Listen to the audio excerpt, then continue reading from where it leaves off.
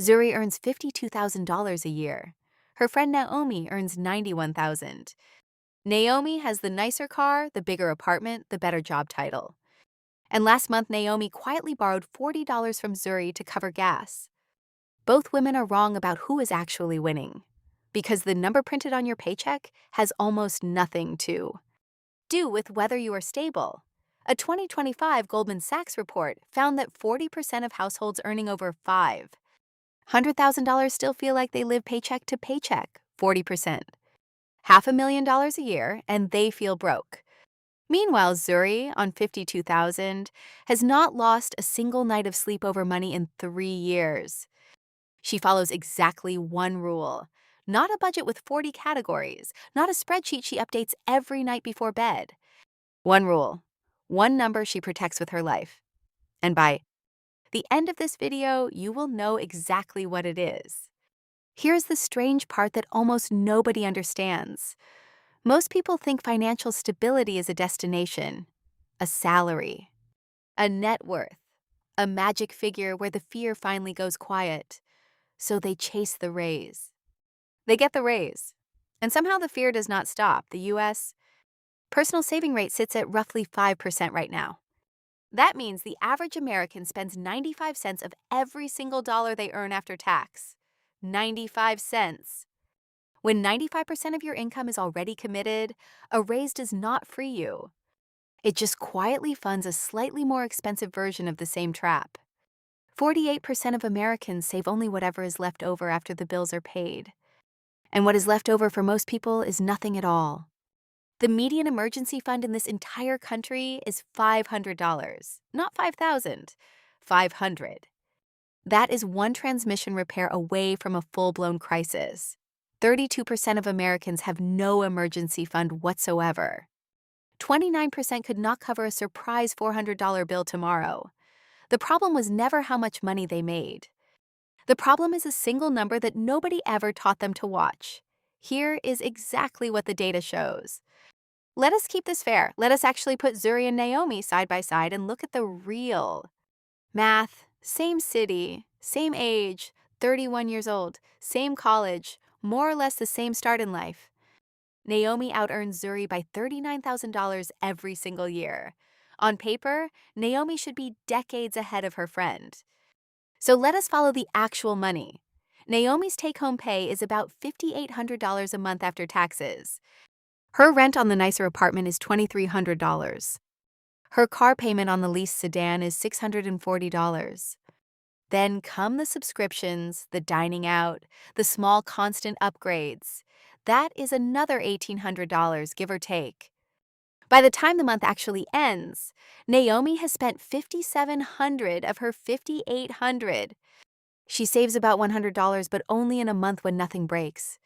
And something, somewhere, always breaks. Now turn and look at Zuri instead. Her take-home pay is about $3,400 a month. Her rent on the smaller place is $1,400. She drives a paid-off used car with zero monthly payment. But here is the part that changes everything. Before Zuri spends a single dollar on anything else, $680 leaves her checking account automatically. That is 20% of her pay. Gone the very day she gets paid, straight into savings and investments. She then lives on whatever remains, which is about $2,700. So, look at the scoreboard honestly. Naomi lives on $5,700 and saves $100. Zuri lives on $2,700 and saves $680. Read that one more time, slowly. The woman earning 40% less money saves nearly 7 times more of it, every single month without fail. That difference, that one quiet number, is the entire game. And almost nobody on earth is actually watching it. Here is what nobody tells you about the gap. Financial stability actually has a precise definition. It is not your salary, and it is not your job title. It is simply the distance between what comes in and what goes out. Economists have a boring name for it. They call it your savings rate. The writer Morgan Housel describes it as the gap between your ego and your income, whatever you decide to call it. It is the only number that reliably predicts your future. Two people earning the exact same paycheck can live completely opposite lives. The one with a wide gap is quietly building a fortress around themselves. The one with no gap is just building a faster and faster treadmill. Your income tells the world how successful you look. Your gap tells the truth about how you are actually doing. And only one of those two numbers can be seen from the outside. Now, here is what nobody tells you about lifestyle. There is a specific name for what slowly happened to Naomi. It is called lifestyle creep. Every single time her income went up, her spending quietly went up right alongside it. The bigger apartment felt completely earned. The nicer car felt like a fair reward for working hard.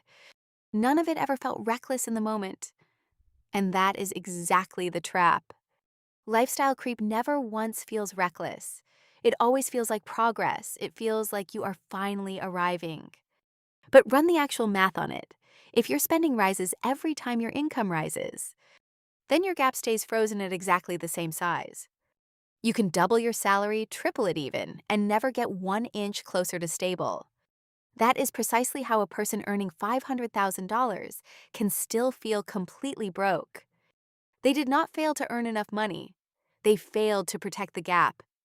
The raise arrived, and the lifestyle swallowed it whole before it could ever become freedom. So here is the rule itself in one single sentence. Pay the gap first. Before rent, before the bills, before any fun at all, the very day the money lands. A fixed slice of it leaves your account automatically. Finance people call this paying yourself first.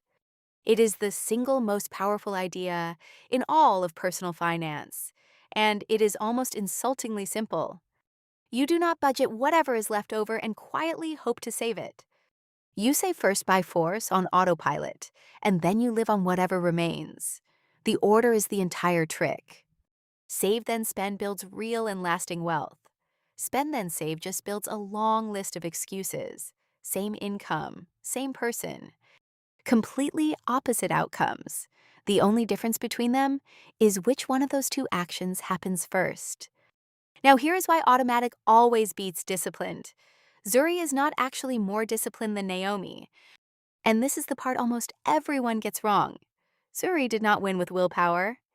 She removed the need for willpower entirely.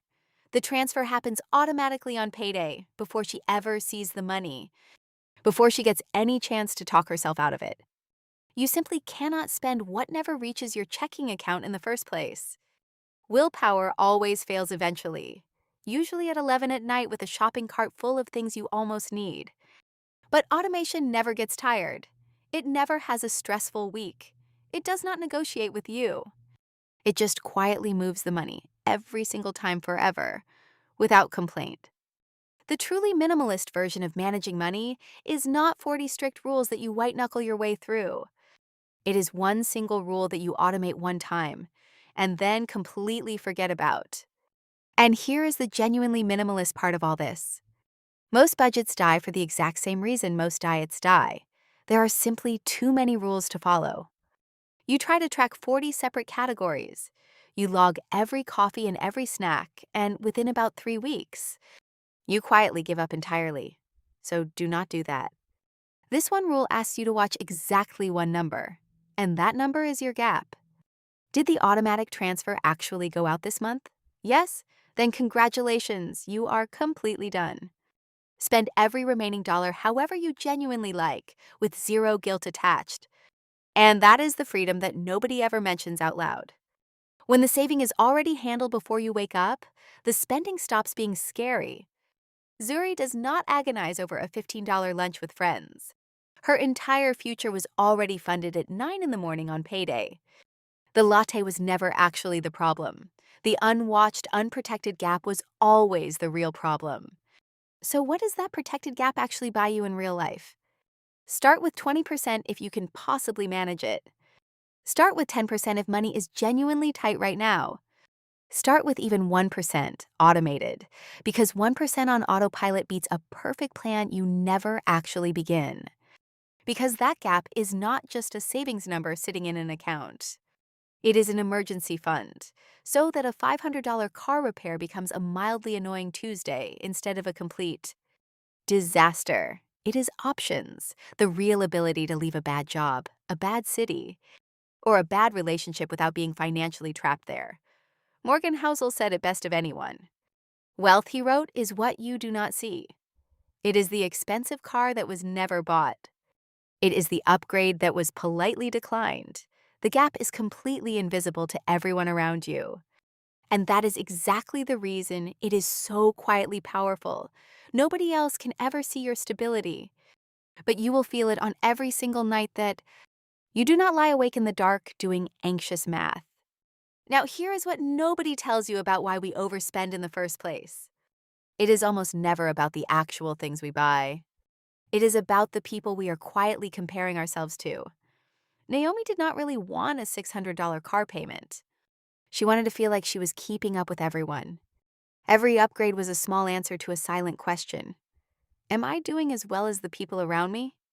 And that question has no finish line ever. Because the moment you can afford the thing, the people you compare to change. Now you are standing next to someone with an even bigger apartment. The treadmill simply speeds up to match you. This is why earning more almost never fixes the underlying feeling. The feeling was never about the money at all. It was always about the comparison. And you cannot out-earn a comparison that moves every time you do. The gap is the only thing that quietly steps you off that treadmill for good. Here is what nobody tells you about the most common objection. Most people hear all of this and immediately say the same thing. I would love to save, but I genuinely cannot afford to right now. And sometimes that is completely true. But far more often, it is lifestyle creep wearing a very convincing disguise. Remember, 40% of households earning over $500,000 say the exact same sentence. I cannot afford to save at $500,000 a year. The truth is, almost nobody ever feels like they can afford to save. The gap never feels affordable at any income level because spending always expands to fill whatever space you give it. So the trick is simply to not give it the space. You take the gap out first, before your lifestyle even sees the money, and then your lifestyle quietly adjusts to what is left. It always does. Humans are remarkably good at living on whatever lands in the checking account. So make less land there, on purpose. And here is the gentlest possible way to start. If 20% sounds terrifying right now, use the 1% method instead. This month, automate a transfer of just 1% of your pay. On a $3,400 paycheck, that is $34. You will not even feel it leave your account. Next month, or whenever you get a raise, nudge it up to 2%, then 3, then 5. You raise the gap so slowly that your lifestyle never even notices the loss. This is the secret weapon against lifestyle creep, used completely in reverse. Instead of letting every raise inflate your spending, you quietly root a slice of each raise straight into the gap. Before you ever adjust to it, within a few short years, you are saving 15 or 20%, and you never once felt deprived. The gap grew steadily while your comfort stayed exactly the same. That is the whole minimalist trick, hidden inside one slowly rising number. Let us walk through actually setting it up, because simple does not mean automatic until you do this. Open your banking app tonight, not tomorrow, not next week. Create a separate savings account, ideally at a different bank so it is slightly annoying to reach. Set up an automatic transfer scheduled for the day right after your paycheck lands. Pick your number, even if it is just 1% to begin with. Then close the app and do absolutely nothing else at all. That is the entire system, start to finish. No spreadsheet, no daily tracking, no 40 categories to babysit forever. The whole point of the minimalist rule is that the work happens exactly one time, and then it runs silently in the background for the rest of your life. You set the gap once, and the gap quietly defends your future while you are busy actually living it. And here is the quiet emotional payoff that almost no one ever warns you about. When the gap is handled, money simply stops being a source of shame. So much of financial stress is not actually about the numbers at all. It is about guilt. The guilt of the impulse buy. The guilt of another month gone by with nothing saved. The constant low hum of feeling slightly irresponsible all the time. The gap erases that feeling entirely. Once the saving happens first and automatically, Every other dollar you have is genuinely yours to enjoy. You bought the concert ticket. Your future was already funded that very morning. You took the weekend trip. The gap went out on payday, completely untouched. Zuri spends freely on the things she truly loves, precisely because the one thing that matters is already locked safely in. She is not a more disciplined person than you are. She just built a system that makes the right thing the default thing. And the default thing is the only thing that ever survives a busy, tired, ordinary human life. So here's the part that should genuinely change how you look at your own paycheck forever.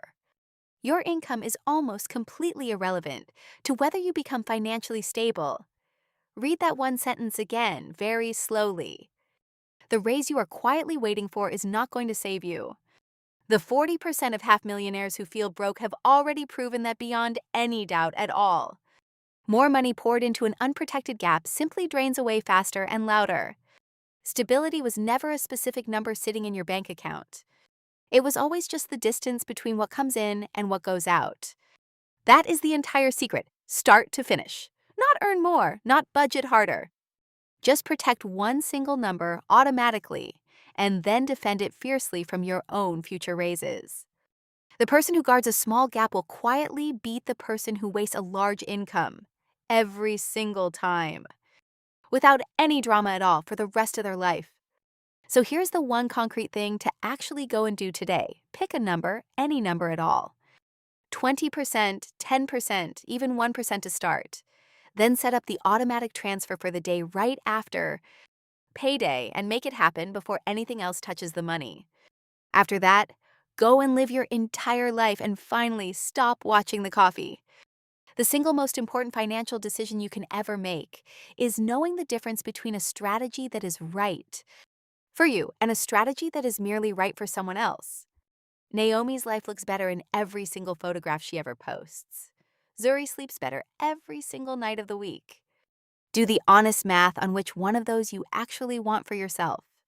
Make the decision that matches your real life, not someone else's polished sales pitch. And the next time someone tells you they just need to earn a little more to finally feel stable, ask them one simple question. What is your gap?